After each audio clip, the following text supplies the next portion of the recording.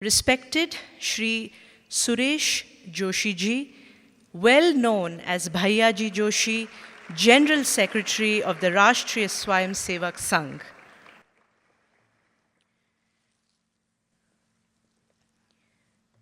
We now request Bhaiya Ji Joshi to address all of us this morning.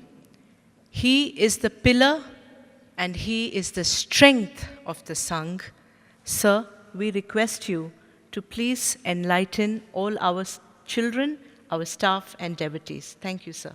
भगवान सत्य साई बाबा के स्मृति को नमस्कार करते हुए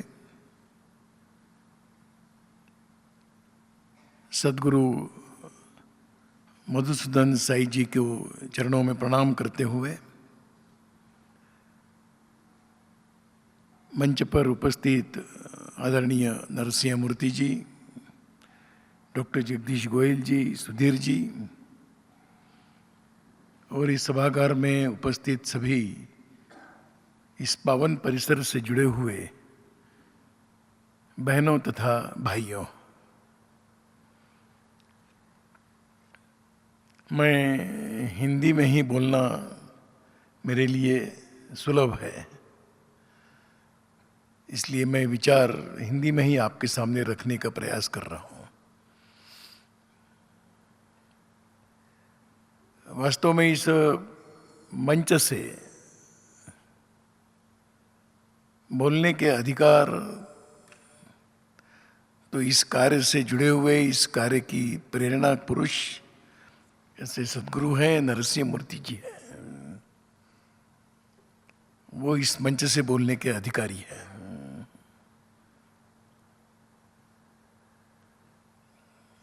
और इसलिए मैं कुछ कहूँगा तो हम सबके मन में जो श्रद्धा रहती है उसी को एक शब्द रूप देने का प्रयास मैं करूँगा।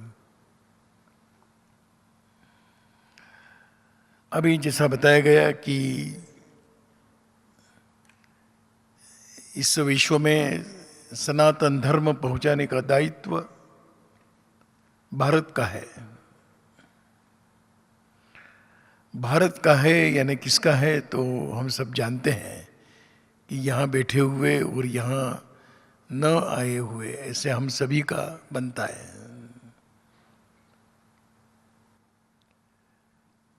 प्रेरणा के केंद्र, शक्ति के, ऊर्जा के केंद्र भारत में इस प्रकार के होते हैं जैसे आज हम मुद्देदारी में बैठे हैं। यही शक्ति, यहीं से ऊर्जा प्राप्त होती है और जिनके भाग्य में इस ऊर्जा को प्राप्त करने का अवसर मिलता है वही इसको आगे ले जाने के एक माध्यम बनते हैं। मैं आप सबके इस भाग्य को मैं नमस्कार करता हूँ कि आपको इस पवित्र भूमि में आकर इस प्रकार के कार्य की करने की दिशा, ऊर्जा आप सबको प्राप्त हो रही है।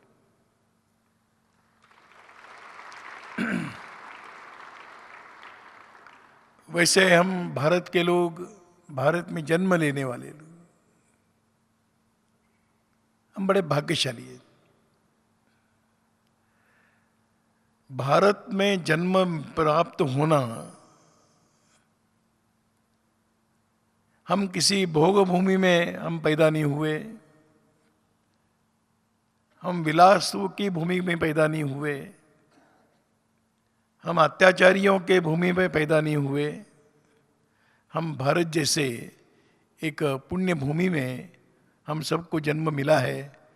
ये हमारे शायद कई जन्मों के पुण्य का परिणाम है।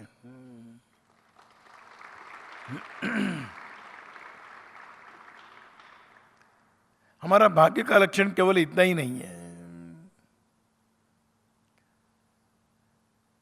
तो हमें हमारे भाग्य का एक लक्षण और है कि हम जिस कालखंड में आज हम अपना जीवन जी रहे हैं वह एक स्वतंत्र देश दुनिया के विश्व के मंच पर गर्व के साथ खड़ा है। ऐसे कालखंड में हम सबका जन्म हुआ है। बहुत थोड़े लोग हैं कि जिनका जन्म 1947 के पूर्व हुआ, लेकिन बहुत अधिक लोग हम 1947 के बाद जन्म लिए हुए लोग हैं, और इसलिए इस पीढ़ी को ये भाग्य प्राप्त हुआ कि हम एक स्वतंत्र देश के, एक स्वाभिमानी देश के हम नागरिक हैं। मैं भाग्य को यहीं तक नहीं मानता हूं। इस प्रकार के भाग्य प्राप्त होने के बाद भी जो एक परिवर्तन का कालखंड इस देश के अंदर प्रारंभ हुआ, मैं एक शब्द और जोड़ना चाहूँगा, पुनः प्रारंभ हुआ, क्योंकि परिवर्तन का इस देश के अंदर हजारों वर्षों से अनेक संत, सन्यासी, महापुरुष करते आए हैं। बीच में वह परिवर्तन थोड़ा खंडित हुआ था, परंतु 1947 के बाद फिर एक बार परिवर्तन का चक्र प्रारंभ हुआ। उस परिवर्तन के हम सब साक्षी है, यह हमारा भाग्य है। लेकिन इतना ही नहीं है,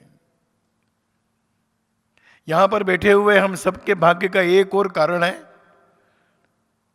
कि इस परिवर्तन को हम केवल देखने वाले नहीं, तो इस परिवर्तन को गति देने का जो काम चल रहा है, उस गति देने के काम के हम एक हिस्सा है, हम उसके साधन बन रहे हैं। यही हम सबका भाग्य है। ये तो भारत में करोड़ों लोग हैं, उस करोड़ों लोगों में से कुछ लोग इस प्रकार के प्रवाह में आए हैं। इस प्रकार के प्रवाह में आना ये भी भाग्य है, और इसलिए भगवान सत्य साई बाबा के प्रेरणा से इस प्रकार के जो कार्य शुरू हुए, सदगुरु की प्रेरणा से ये कार्य आगे चल रहे हैं, और हम सब लोग इस कार्य के साधन के रूप में हम विकसित हो रहे हैं। भारत के संदर्भ में कहा गया है, अनेकों ने कहा कि ये भारत तो मृत्युंजय भारत है, मृत्यु पर विजय प्राप्त किया हुआ देश है, ये कभी समाप्त नहीं होगा।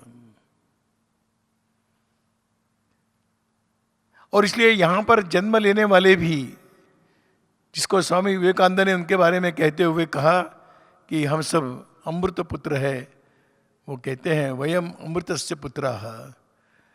तो ये देश मृत्युंजय है, मृत्यु पर विजय प्राप्त किया हुआ है, और इस भूमि में जन्म लेने वाले हम सब लोग अमृत पुत्र है।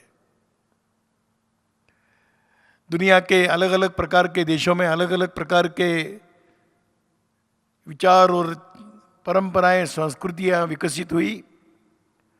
सबका कुछ न कुछ योगदान तो रहता है, और वो कंट्रीब्यूशन पूरा होने के बाद वो संस्कृति, वो विचार, वो समाज भी समाप्त हो जाता है। भारत के संदर्भ में जब हम सोचते हैं, तो विश्व के संदर्भ में भारत का भी कुछ योगदान है। वो योगदान जब तक पूरा नहीं होगा, तब तक यह देश विश्व के मंच पर रहेगा। थोड़ी दुर्बलता कभी आएगी, परंतु दुर्बलता समाप्त भी होगी, और शक्ति के साथ भारत अपना संबंध संपूर्ण मानव जाति के संदर्भ में, सृष्टि जगत के संदर्भ में जो भारत को दायित्व निर्वहन करना है, उस दायित्व को निर्वहन भविष्य में भी करता रहेगा। ऐसा भारत। मैं केवल एक ही छोटा सा विचार रखना चाहूँगा कि आज विश्व में जो संघर्ष है, वह उसके कई कारण हैं। सब प्रकार की सुख सुविधाएं प्राप्त होने के बाद भी व्यक्ति संतुष्ट नहीं है। सब प्रकार के उपभोग के साधन प्राप्त होने के बाद भी मानसिक विकृतियों से पीड़ित लोग दुनिया के अन्य अन्य देशों में हमको दिखाई देते हैं। सब प्रकार की अपनी सत्ताएं अपने हाथ में होने के बाद भी अपने साम्राज्य का विस्तार करते हुए दुर्बल देशों को कष्ट देने वाली ऐसी हिंसक शक्तियां भी विश्व में दिखाई देती हैं। कोई धन के आधार पर, कोई शक्ति के आधार पर, कोई बुद्धि के आधार पर सारे विश्व को अपने कब्जे में रखना चाहता है। उस पृष्ठभूमि में भारत की सोच क्या है? तो भारत यह कभी भी न किसी पर अत्याचार करने वाला रहा है, न किसी के साथ अन्याय किया है, न किसी के ऊपर हमला किया है। हम तो सबको यहाँ से देने के लिए ही गए हैं। ये देने की प्रक्रिया निरंतर चलती रहनी चाहिए। भारत का काम है दुनिया को, विश्व को, मानव समूह को दिशा दर्शन करना है। भारत का काम है कि विश्व शांति के मार्ग पर चले और शांति का मार्ग समझदारी के साथ, सबका सम्मान करते हुए, सबके सभी विचारों के बीच समन्वय करते हुए, सबको अपने अपने मार्ग से चलने का स्वातंत्र्य देते हुए चलने के लिए प्रेरित करना, ये भारत का काम है। और इसलिए हमारे यहाँ पर जो कहा गया, सत्य एक है, उसको बताने के मार्ग भिन्न भिन्न हो सकते हैं। ईश्वरीय शक्ति एक है, वहाँ तक पहुँचने के मार्ग सबके अपने अपने अलग हो सकते हैं। यह स्वातंत्र्य देने वाला विचार ही सारे विश्व को सही दिशा में चलने के लिए बल प्रदान करता है। लेकिन अगर इस प्रकार का विचार सारे विश्व को स्वीकार करने के लिए हमको अगर दिशा में ले जाना है, तो उस विचारों को, उस सनातन परंपराओं को, उस सनातन मान्यताओं को मानने वाला समाज सशक्त चाहिए, शक्तिशाली चाहिए, संगठित चाहिए, सक्रिय चाहिए और अपने इस विश्व के संदर्भ में देने की जो भूमिका है, उस भूमिका को निर्वहन करते रहने वाला चाहिए। यही भारत की भूमिका है। इस ऐसे श्रेष्ठ भारत का हम हिस्सा है। श्रेष्ठ भारत बना रहे, यही हम सबकी जिम्मेदारी है।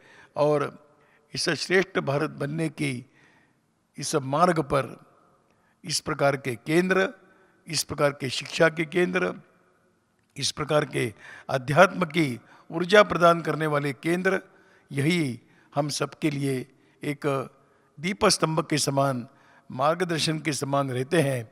मैं अपने आप को भी भाग्यशाली मानता हूँ कि ऐसे केंद्र में आने का मुझे अवसर मिला। आप सबके भाग्यों पर मुझे आनंद है कि आप इस कार्य से जुड़े हुए हैं। सद्गुरु जी की प्रेरणा और आशीर्वाद हम सबको निरंतर मिलता रहे और इसी दिशा में भारत विश्व के संदर्भ में दायित्व का निर्वहन करने वाला ऐसा समर्थ भारत भविष्य में भी और अधिक समर्थ बने, यही हम सब इस प्रकार के आशीर्वाद की कामना करते हैं। आशीर्वाद के साथ साथ हम सब लोग संकल्प भी करें कि इस काम को, इस ईश्वरीय कार्य को हम अपने जीवन के अंत तक करते रहेंगे और इस करने के लिए सब प्रकार की ईश्वर की कृपा हम पर बनी रहे, इसी प्रार्थना के साथ और फिर एक बार सद्गुरु के चरणों में प्रणाम करते हुए आप सबको नमस्कार करते हुए मैं मेरी वाणी पूरी करता हूँ। नमस्कार।